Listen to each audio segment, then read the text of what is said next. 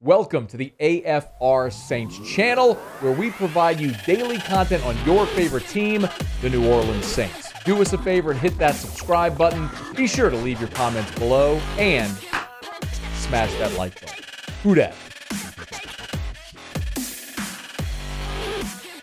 Earlier in the day, Tuesday, Ian Rappaport was a guest on the Pat McAfee show, and he sort of let it be known that the Sean Payton to Denver deal was very much alive.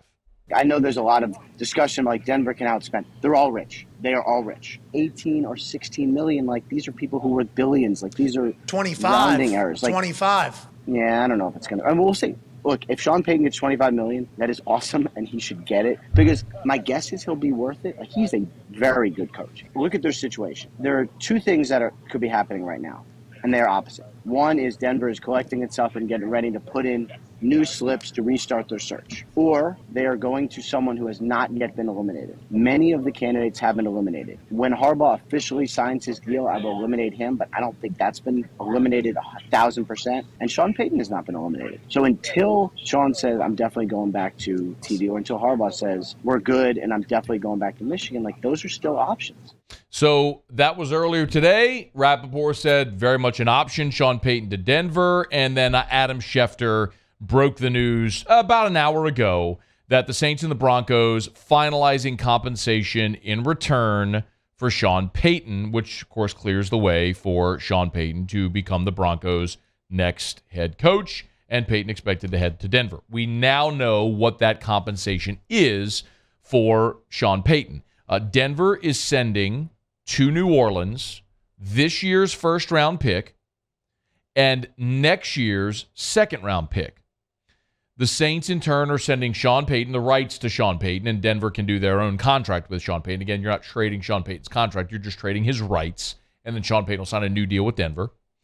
And the Saints' 2024 third-round pick. So the Saints are getting this year's first-rounder and next year's second-rounder in exchange for Sean Payton's rights and next year's third-rounder. That's how it all plays out. So if you're kind of following along, this is what the Saints draft capital looks like now for 2023 in this upcoming fall draft.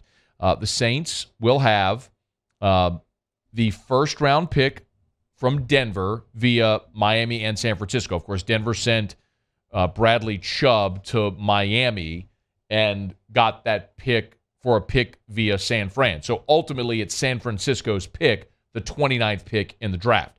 So that's what we know right now. The Saints will get the 29th pick from Denver, and then the Saints picks. They have the 40th overall pick. The round 3 pick is number 71 overall. They also have a 4, 2 5s, and a 7.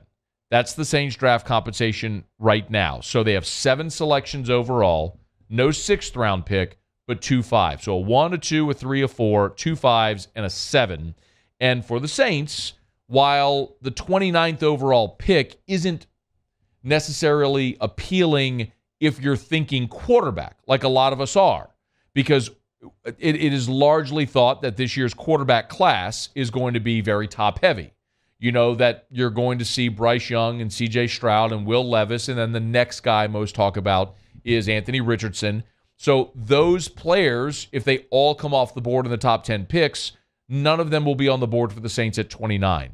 And there may not be a quarterback left in this draft that the Saints value that high. So potentially you're in a position at 29 to take the best player available. And if there's a player that you really like, let's say it's Hendon Hooker, I'm only throwing that out there. I like him a lot. I know many of you do as well. And coming off the ACL, maybe a player that's there. Maybe you take Hendon Hooker in round 2, hold your breath, and hope he's there at 40 overall, 10 picks into round 2. So maybe that's the option you go. Look, the Saints team needs a lot of help. Okay? That's not breaking news, right? You missed the playoffs now, back-to-back seasons. The biggest liability that you had this year, where you saw a really good group diminished, was your rush defense. The Saints went on this NFL record-setting streak of not allowing a 100-yard rusher, and then this year fell to 22nd in the NFL in rush defense. Your interior just was not very good. You've seen a lot of guys leave. You've seen Sheldon Rankins leave. You traded away Malcolm Brown. David Onyemata wasn't as effective this year, and you were cycling through guys that just, if it was Malcolm Roach or Shai Tuttle, that just aren't star players in the NFL. So you need to shore up the interior of your defensive line. Maybe you can do that with a big interior defensive lineman at 29. The other thing the Saints very obviously need is a pass rush. You're not getting an elite edge rusher at 29. You're not. Your best case is you find Trey Hendrickson again. A guy that is an extremely productive elite pass rusher that for whatever reason, smaller school, whatever, teams pass on. And you're able to get him at great value and he delivers. That's going to be the Saints' best opportunity at an edge rusher. But realistically, what they need is the guys on the field, on the team now to emerge, and that's Peyton Turner, quite honestly. You used a first-round pick a year ago on Peyton Turner, you've gotten absolutely zero for him. So if he can be part of a rotation to give you any production next year, great. That would be fantastic. So you start to look at what the Saints can do with those picks. So there's two parts of this. Number one, it's Sean Payton going to Denver. The other part of it is what this move means for the New Orleans Saints.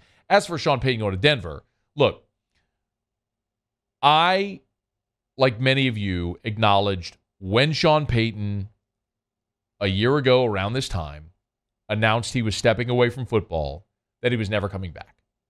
And while we may have held out hope about a reunion this year, or if he went back to TV maybe next year, I think we all deep down knew that when Sean Payton walked away last year, the Saints burned the boats.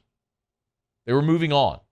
They had to move on as an organization. They couldn't be held hostage by whatever decision Sean Payton may make, as much as we would have loved to have seen him back. So, him moving on,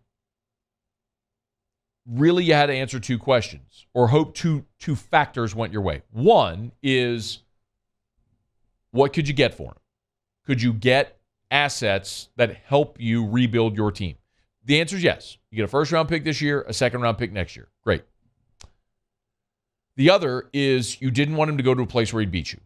Going to Carolina would have been a terrible scenario. And I'm not sure that was ever a realistic possibility. Denver is about as good a spot as you could hope for.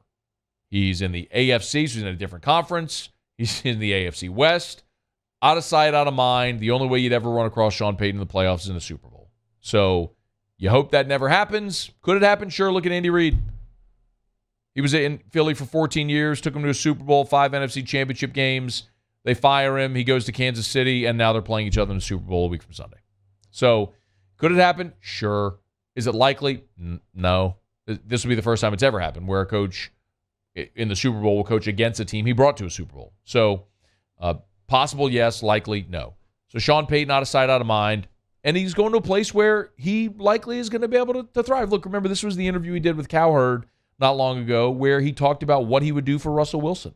You correct flaws immediately, and then we don't worry about how long the process is going to take. In other words, I'd want to cut up of all Russell's pass plays of 30 or more yards from the field, and I'd want to see, are there some schemes that he felt very comfortable with? Like, I know that they did a great job in Seattle of bringing him off of a naked boot and then pulling up, and we all saw that, like, throwback to Lockett across the field where the ball traveled 60 yards in the air. Then I'd want to look at another film of his red zone touchdown passes inside the 20. And so what I'm asking for from assistants is I'm asking for some of his greatest hits and to make sure that we have those song lyrics available. and if not, let's put them in. So Sean Payton obviously given a lot of thought to playing with Russ, coaching Russ there in Denver. Our buddy Jeff Duncan just tweeted a moment ago. I'll read you the tweet from Jeff Duncan. Again, whenever we talk about Jeff Duncan, talk to Jeff Duncan, I point out that he literally wrote the book on Sean Payton and Drew Brees. So when Jeff talks about Sean, you know it's rooted in, well, Sean. So Jeff Duncan tweeted, just got off the phone with Sean Payton. So keep in mind, less than an hour after the news breaks that Sean Payton's going to Denver, Sean Payton's taking Jeff Duncan's call. He's stoked about the chance to coach the Broncos. Quote, great fan base, great tradition. The ownership group is fantastic, and I love the way they competed last year. It's a great football city like we had in New Orleans, end quote. So, again, the report about Sean Payton clashing with the ownership group in Denver, clearly not true, as he's ending up there. But Sean Payton's back at it. He'll be the Broncos head coach. What it means for New Orleans is the Saints now are armed with more ammunition to go into this offseason to try to rebuild this roster. You get a first-round pick. If you end up solidifying the interior of your defensive line, if you find an edge rusher that you really like, you're probably going to part ways with Andrus Peat this offseason in a cost-cutting move. Maybe you find an interior offensive lineman that can be a starter for you. Or maybe that's Trevor Penning last year and you're not looking offensive line. The bottom line is when you are a 7-10 football team, you have a lot of holes. You have a lot of things to fix, and the Saints now have another asset to use to try to fix them. So Sean Payton is headed to Denver to be their head coach. The Saints get Denver's first-round pick, the 29th overall pick of the draft, and their second-round pick next year in exchange for Sean Payton and the Saints' third-round pick in 2024. As this develops, we'll keep you posted. Hey, thanks so much for watching. Please leave your comments. I love to interact, and be sure to hit the red subscribe button below.